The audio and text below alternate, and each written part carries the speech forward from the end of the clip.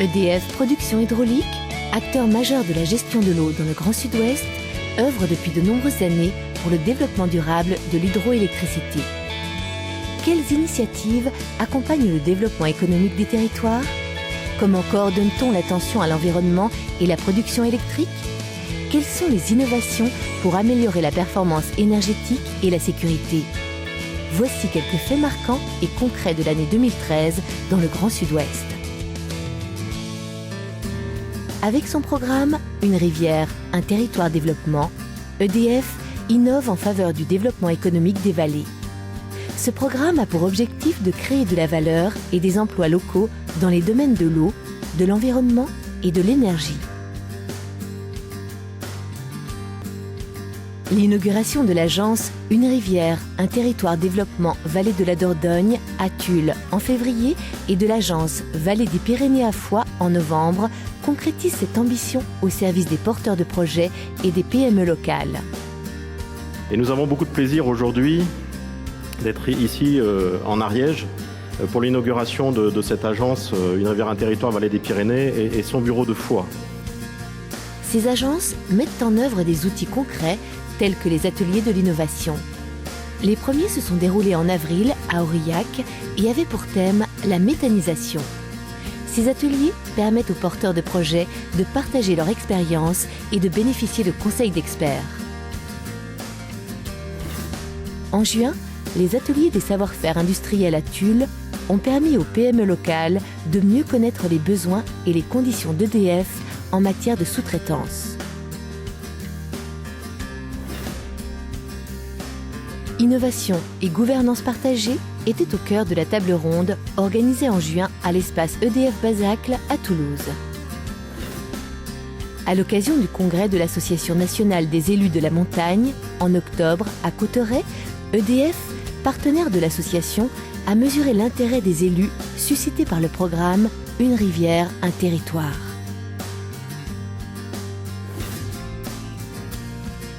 En complément du développement économique, l'action d'EDF contribue à l'animation des territoires. EDF soutient le trail Aquaterra autour de la retenue de Bord-les-Orgues depuis ses débuts en 2011. L'édition de cette année a rencontré un vif succès avec 1300 participants, plus du double de l'année précédente.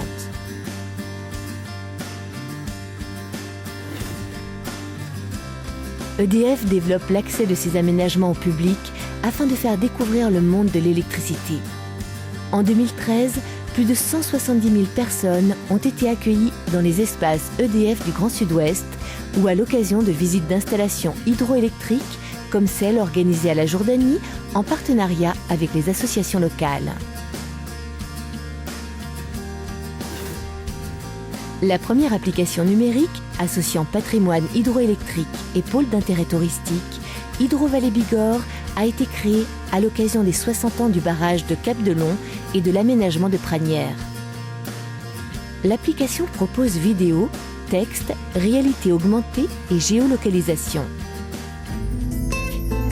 Avec 80% des ressources en eau de surface du Grand Sud-Ouest gérées par elle, EDF Production Hydroélectrique a une grande responsabilité environnementale. Son action s'inscrit dans une démarche durable de production d'électricité qui s'est traduite en 2013 par des projets variés et complémentaires. EDF Production Hydraulique, acteur majeur du soutien d'étiage sur le Grand Sud-Ouest, est sensible aux enjeux du partage de l'eau. Elle contribue, aux côtés des acteurs de l'eau, à garantir la satisfaction des différents usages et la qualité des milieux aquatiques. En 2013, EDF et l'Entente Lot ont fêté 25 ans de collaboration dans ces domaines. Une nouvelle passe à poissons a été construite à Puyot, dans les Pyrénées-Atlantiques, et celle de Tuilière en Dordogne a été améliorée.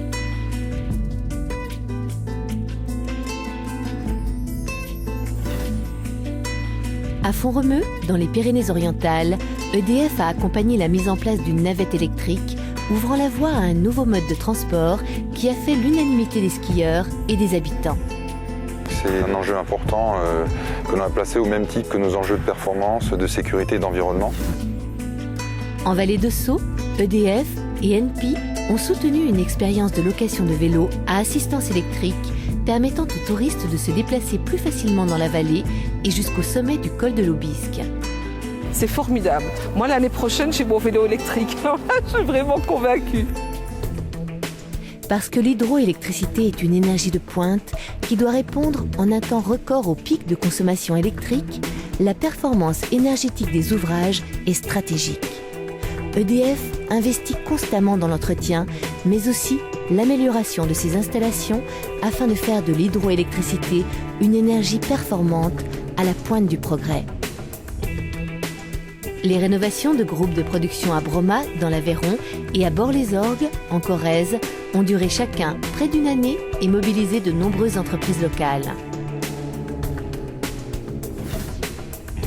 Dans l'Aude, sur les centrales de Nantillat et d'Escouloubre, s'est achevé un chantier majeur après 3 ans de travaux. Remplacement de 400 mètres de conduite forcée, réfection du Blondin, construction d'un évacuateur de crue en touche de piano très performant et réfection des radiers dans 3 km de galeries. Plus de 1500 personnes et plusieurs dizaines d'entreprises locales sont intervenues.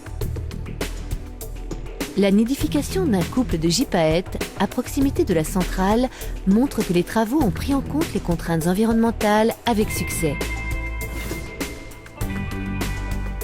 Dans l'Hérault, c'est l'ensemble de l'aménagement de Madières qui a été totalement rénové dans des conditions exemplaires afin de préserver la fragile biodiversité de la vallée de la Vis, classée au patrimoine mondial de l'UNESCO. La sûreté des installations est une préoccupation constante qui suppose de surveiller et de renforcer sans cesse les aménagements.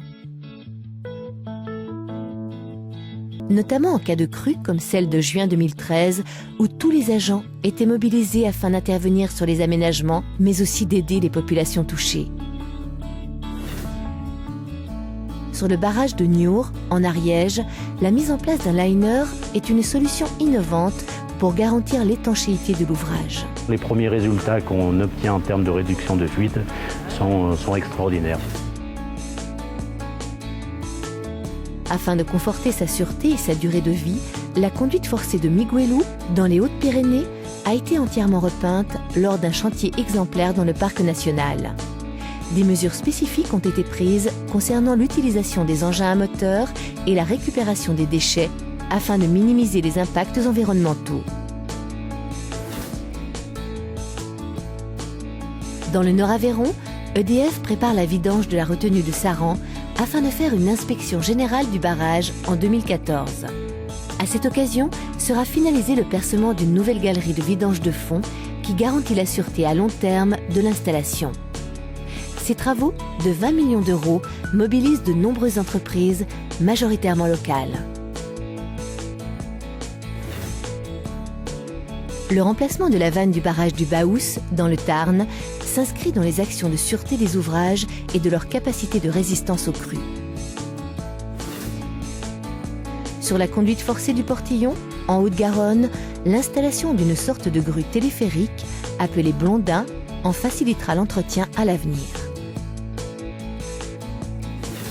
La sécurité est un souci constant d'EDF comme des pouvoirs publics qui ont organisé conjointement un exercice d'évacuation des populations et d'entraînement des services de secours en aval du barrage de Couesques, en Aveyron. Ainsi, au-delà de son cœur de métier, EDF a une vision responsable de son implication dans les territoires et fait de l'eau une énergie d'avenir, innovante, durable, performante et sûre.